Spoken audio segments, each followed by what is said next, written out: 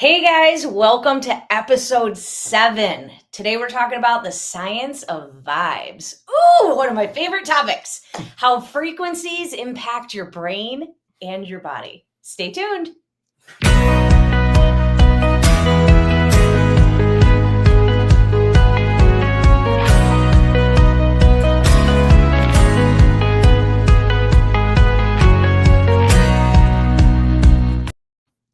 I'm so glad she does the intros. I'm never going to be that excited.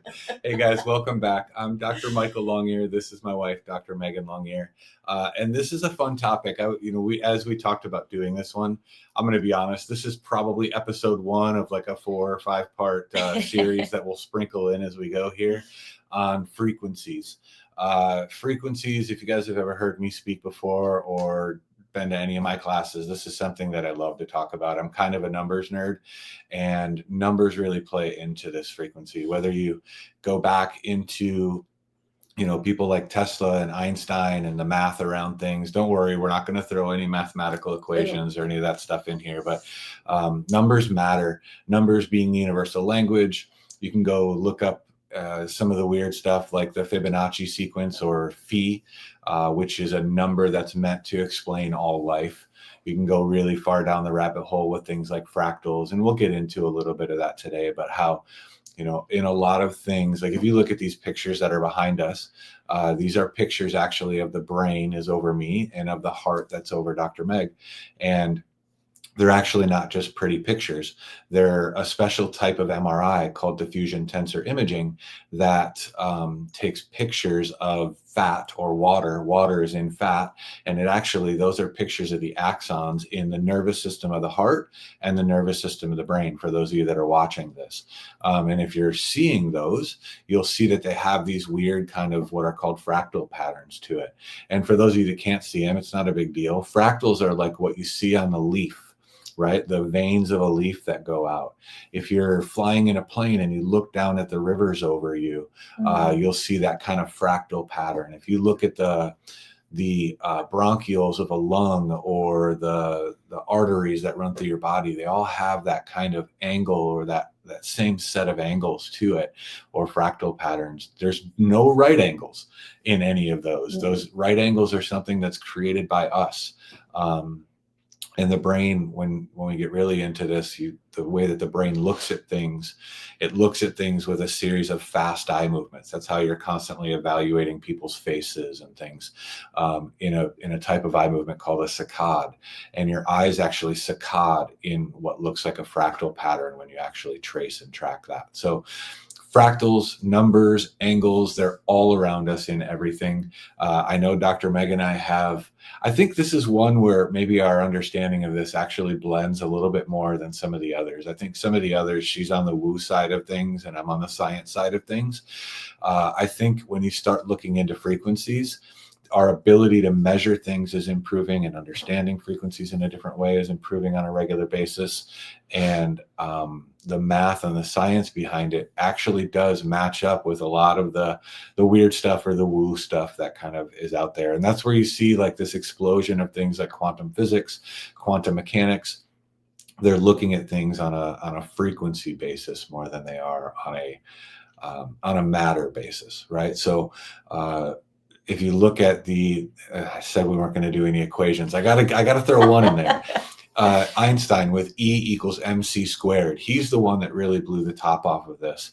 And, guys like Tesla, who's one of my favorites, and Einstein, they really kind of set the stage for understanding what numbers mean, what frequency means in a lot of those ways. And E = mc squared is famous. You'll see it on posters and t-shirts. It stands for energy equals mass times the constant speed of light. So that brings in this understanding that energy, when slowed down, actually has mass and becomes matter. So what they're looking at with us, and this is where we start to bridge that, science into the really weird stuff, right? Is they actually are starting to think we're more waveform. form than we are matter. We're just a waveform or light that has been slowed down enough to have a physical kind of connection to the planet and to the world around us. And as Dr. Meg will say, that's where we become 3D or 2D, whereas the universe is more 12D or multidimensional, and we just don't have the ability to perceive that because we've been slowed down to this level of matter of where we're at now. So just some interesting preface to this as far as that bridge between the science and the woo, if you will. And it's not really woo in the regards of like that feeling, like when we talk about that wavelength, when we talk about that frequency, about when you think of when you walk into a room and there's a bunch of people and they're angry or they're really upset about something, you feel that. Like you can feel that frequency. It's a different frequency than if you walk into a room of people that are happy. Their team just won. They just, got their grade back and it was better than they expected.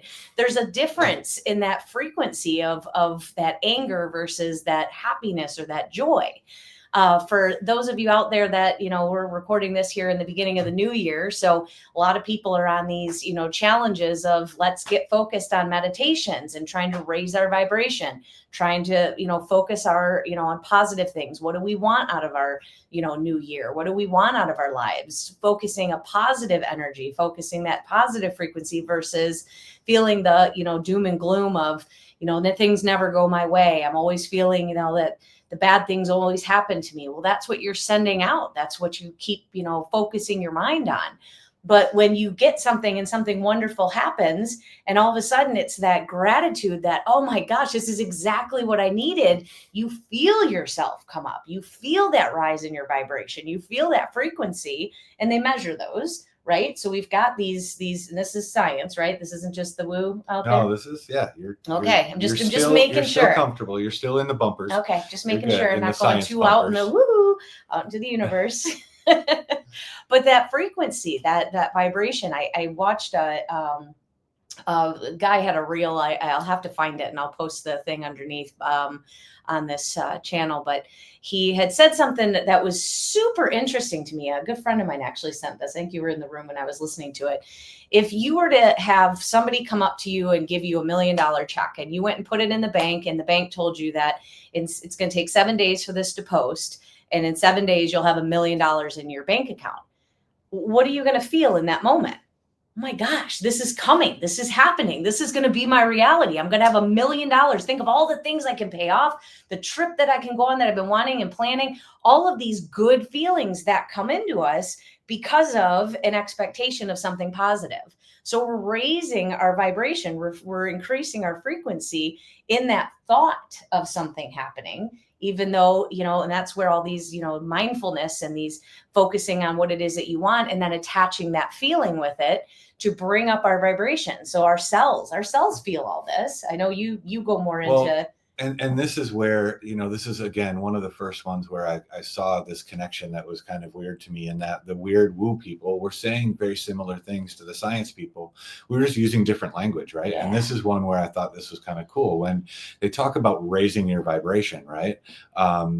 When you look at the brain and the nervous system, your frequency or brain waves are literally just the oscillations in the nerve. So from one nerve to another, they communicate through these vibratory senses or these vibrations. And a beta wave is your like go do stuff, right? It's the higher frequency. Gamma is the highest. And the gamma wave, when you talk about brain waves, just for a rehash on that, gamma is what they call like a really high wave. It's like your epiphany wave. When Goodyear discovered rubber and made tires, it was a gamma wave that sparked through his brain when he had the idea of combining the things in the way that he combined them, right? When Einstein figured out E equals MC squared, that was a gamma wave that shot through his brain. So it's a really high frequency, a really fast frequency, which puts you into what we refer to in neurology of higher centers. When you get into beta wave, that's the most conscious, normal high frequency wave. That's your get stuff done wave. That's a higher center. Beta waves typically are generated more from prefrontal cortex. So back to her example, when you know you have money, you start seeing all the possibilities, you see the good, you see all those things. That's a beta wave coming from the prefrontal cortex, versus maybe like an alpha, a theta, or a delta, or a mu, which is a little less understood, which is coming more from the limbic brain, which keeps you a little lower, and literally lower in your nervous system. We always talk about the bottom brain, more responsible for things like survival and those necessary things, versus the top brain being more prefrontal, the more rostral, the more, whatever terminology you want to use, it's the higher centers. And so when we vibrate faster, when the cells vibrate faster, that comes from higher centers, or as Dr. Meg would say, a higher vibration or a higher vibe. So that's one of those things where we started to see how these things were, they mirrored each other a little bit more than maybe we gave credence to before. And it's one where I love it when things say the same thing, but maybe using different language, because our understanding is a little bit different. So yes, they do measure vibration. And if you get into Joe Dispenza, they actually measure the frequency in a room, and they can actually measure the amount of energy in a room when people are positive thinking and doing things. If you get into Lynn McTaggart, has done some amazing research on intention. And she actually did some with Life University and us, where she had healers sitting in a room, and their energy, and Dispenza's done some of this too, their energy was all focused in on something, and we measured that. And then what was really weird is we measured the energy in the room that the person who was receiving the healing was in, and the energy changed there too. And it was, a mile apart or so. So energy can't be created nor destroyed. It also can't really be measured very well in a lot of ways. And the ways that we can measure it have baffled scientists, and they continue to baffle scientists, because there's not really an accepted explanation for things in measuring certain frequencies. And like, you've heard us talk before, the electromagnetic spectrum, we admit that we see a fraction of the energy in the electromagnetic spectrum. You've got gamma waves and radio waves and microwaves and all of that stuff that exists. And we know it does stuff. We know it affects matter. You can see it when you put something in a microwave, the microwave affects the matter. Gamma waves clearly affect matter. They can cause cancer. Gamma knives can get rid of or cut out cancer. So we know these waveforms affect matter, even though we don't really have the ability to see them or perceive them with our senses, as Dr. Meg says, yet, unless you try to hone those skills or focus in on those skills. That's just the science part, right? That's just the need to see it. Sometimes you just have to be able to feel it and just believe it and just allow that, Sure. I struggle with that side of it a little bit. But, going back, there's been people who have seen or believed this in a lot of different ways. If you look at people like Mozart and Beethoven, their music, the frequency with which they just happen to create their songs actually can have a healing effect. And there's some research out now about whether or not Mozart can break up cancer cells or stop the regeneration of certain cells that lead to cancer. So, and again, that's why I say this is kind of part one of maybe a bunch of them. And you'll hear us sprinkle frequency in through a lot of other episodes too. Even, when you get into things like the solfeggio range of frequencies, it actually overlays the do, re, mi, fa, sol, la, ti, do that we learned in school. The solfeggio numbers actually play a lot into that. And then again, when things say the same thing but use different language, those solfeggio ranges tie to colors, which then tie to chakra systems from Eastern medicine. And so everybody thought chakras were weird until they were able to measure the energy in the body in a certain way. And what we found from a neuroscientific perspective was the same place they saw those chakras, or that they believed those chakras to be, there's also a confluence of neurological structures there called a ganglia, or a collection of cell bodies. And we know that cell bodies create a ton of energy and heat, right? So these Eastern philosophers were feeling, as much as I hate to admit it, they were feeling this energy and understanding this energy in a way that we still don't really have the ability to measure well, but we can measure the heat around those. And we've seen some of those things come up. So. I see that we use that a lot. We use lots when it comes to frequencies and stuff, whether it be little machines or even doing things, as simple as just focusing on a color. Colors have different frequencies. Everything has a different frequency, has its own unique stamp or, fingerprint to, for lack of a better way of saying it. But focusing on a certain color can sometimes really help. Like we're focusing on red. Red is more of like a 396 frequency, kind of bringing you more into a grounding place. So if you're having a panic attack or you're really anxious, focusing on the color red can really help try to ground you. My default with most people, and myself included, and I know you do this as well, you'll go out and walk around and look at the green. I don't think it's a coincidence that we live on a green planet.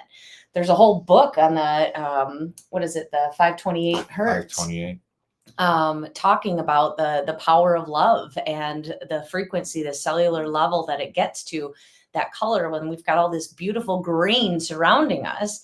And like you were talking about with the fractals, that going out into nature, walking around and just looking at the leaves, letting your eyes just scan that, taking in the colors, all of that, you're taking in that frequency. Well, you may not be able to do that if you're sitting at your desk and you're, just freaking out and your boss just screamed at you or you had a difficult call with a customer. But be able to sit there and close your eyes and just envision that. See the trees. Everybody can imagine a leaf or trees or a forest or a palm, whatever it is, the grass, the blades of grass, and just focusing on that. You're allowing your nervous system to accept some of that frequency, and how that affects your body down to that cellular level is so huge. We just get so busy and active in our days that we miss out on a lot of these things. And we're sitting in boxes and we're sitting in cubes and looking at cubes. And weren't you talking about this the other day about the boxes and the boxes, the guy that you met when we were on the vortex? Yeah, we sleep on a box, and then we get in a box and we drive to another box, and then we look at a box and we type on little boxes. And yeah, but not 90-degree angles, right angles. There's nothing pleasant about that for the brain. It's those different frequencies and seeing a plethora of frequencies as well, and getting, like she talked about the green. Green is also coincidentally, it's the middle of the electromagnetic spectrum that we can see. If you guys remember Roy G. Biv from back in the day, red, orange, yellow, green, blue, indigo, violet. That's literally the hierarchy, with violet being at the top and red being at the bottom. That's also the vibrational frequency, right? With frequencies, I think this is important too, and I maybe should have led with this. What I love about frequencies, and really what we both have been trained as chiropractors, and Dee Dee used a term called tone. I like to think of the human body, the human brain, and maybe the human soul in a sense of frequencies, right? Or musically more so, and especially if we look at us as more waveform than we are matter. Dee Dee used a term called tone. Tone, if you look at the definition of that, is the overall attitude of a thing. So it's a collection of these other musical terms, right? And how they all add up, right? Tone is your overall, it's your personality, it's your health, your expression, right? Is your tone. Your health expression, your mental expression is your tone. Whereas frequency is the knowledge. So when you look at a brainwave, back to the beta wave, the knowledge that's passed from 12 hertz, which is a beta wave, is get up and go do something, versus a delta wave, which comes from a lower center in the brain, is 0 to 2, 0 to 4 hertz. The knowledge that's passed from one cell to the other is go to sleep, right? So frequency is the knowledge. Wavelength is the language that our body uses to communicate. So again, all of these musical terms, and the hippies used to say, you're just not on my wavelength, man. That was, you weren't using the right language to speak to that person, and your cells and your body and our interactions with people do that on a regular basis. So tone is that overarching thing. Wavelength is the language that you use. Frequency is the knowledge that you use. And then depth, right, is the other one. Depth has a play into this as well. Depth is how deep you go into and how many sensory modalities might be incorporating or changing the function and the health of the brain and the nervous system. Mm-hmm. So, and kind of in that, if you find yourself kind of stuck in that place where maybe your frequency is a little bit more in that lower place, like and you can go on, I believe it's I never have a low frequency, by the way. I'm always vibing up here, right? Yeah. That's why you hang out with me. Yeah. as you could tell from the intro, her frequency's up here. Oh, I gotta balance us out. Somebody has to balance the cartoon character or I would out. float away. He would be way down here. So it's that balance. See, this is frequency attracts, right? So if we had two people like me, oh my God, and two like you, no, that wouldn't be a good picture either. So you got to balance. You got to balance in your relationships. But the frequencies, so when we find that like we're stuck in a bad frequency, right? Like if you're stuck in a place that you're feeling sad and you're trying to focus on these things, you're doing these meditation challenges, you're trying to focus on gratitude, you're trying to do things to bring your energy up, but for some reason you just feel like you can't. You just get stuck in this sadness. Well, then sadness, anger, all of these are way more low vibration. There's a couple different books that you can kind of look into. I know the Power versus Force has the chart that I like to reference a lot. And we have one here in the office hanging up that shows like how anger and what is like shame are like more on like a 20, and, you know, then being up in enlightenment and peace and joy are like 600 and 700. So much higher of a frequency, like he was saying, just like the color spectrum. So, and they're all purposeful, like the lower, you know, if you're too, you know, buzzy like me, and then, you know, if you're a little bit more grounded and whatnot to help kind of maybe pull up. So you're a little bit more, but when you find that you're getting stuck in, then that's like kind of a clue of figuring out, okay, well, why am I stuck here? What is it that's kind of, you know, keeping me from being able to raise my vibration? What is it that I can do? Maybe that's just going out and walking around, like we said, in nature. Because, you know, just being at like a more neutrality of emotion and not being angry or super bouncy and enlightened and all of that is going to be more that middle range, like that green color. So going and surrounding yourself in nature and taking in all of the colors and the green and all of that can, you know, do things that can help. There's a bunch of different techniques that you can do to kind of work through things that maybe you find yourself perseverating on, keeping you in that lower frequency, keeping you in that lower vibe, whereas you're trying to get out of that. So doing certain, you know, techniques. In the office, we use neuro-emotional technique. My favorite thing in the world. But there's tons of other things out there that you can use, tapping, different creative writing activities, things to kind of help you break through what it is that you're kind of stuck in, to be able to allow you to get up to those higher vibrations so that you can kind of course, this is retraining the brain as we can get out of this more, you know, negative neuroplasticity and getting into more of a, I'm using you terms here. I'm using your big fancy words. Careful. I know. I'll leave those for you. Make sure the $13 words are being used appropriately there. Yeah. So, and there's a lot of ways, right? And I think the biggest part of that is, you know, she talked about a lot of ways to kind of release emotions and work through that. Ultimately, just focusing on the future, right? Looking to the positive. I had a long conversation with a patient about this yesterday, about we can stay mired in our past and all the negative things, or we can choose to take the better thing out of it. Mm-hmm. One of the most powerful books that I ever read was a book by Viktor Frankl called Man's Search for Meaning. And for those of you guys that haven't read it, the really short Crib Notes version is he was a Holocaust survivor, and he went into the concentration camps with an interesting perspective because he was also a neuropsychologist. And he looked at the whole thing as one big neuropsychology experiment, right? And what he found is that people that saw a purpose to their suffering and could see themselves getting out are the ones that got out. The ones that, you know, were hating all of it and were angry and mad and pissed off about their situation, they didn't make it out of the camps. Mm-hmm. And so what he found was connecting to that purpose, seeing the big picture, realizing that this too shall pass. Those are really good ways to really work through it. Now, don't get me wrong, you got to work on your old anger issues and those things and reprocess some of that stuff. But sometimes just looking to the future, writing your goals out, right? Writing a goal that you want, and then the steps to that. That's a great way to start to activate the brain and have that vision for the future. Yeah, vision boards are a good way, because then you wake up and you see what you want every day. And images create a really lasting, powerful emotional effect on you, more than words do. Words are great. They're fun to read, but images they evoke more of a visceral or a guttural response. So pictures of the things that you want are even more important. You can put together your list of your goals and all those kind of things, but ultimately, if you can do pictures of those things, that can have a much more powerful and profound effect. So there's a challenge for everybody. Do a vision board.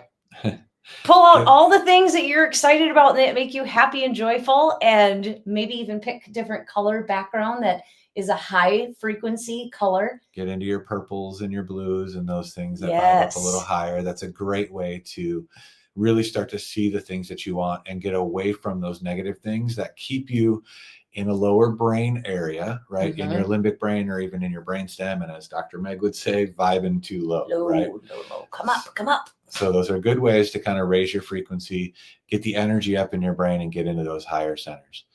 So try a few of those out. Keep watching.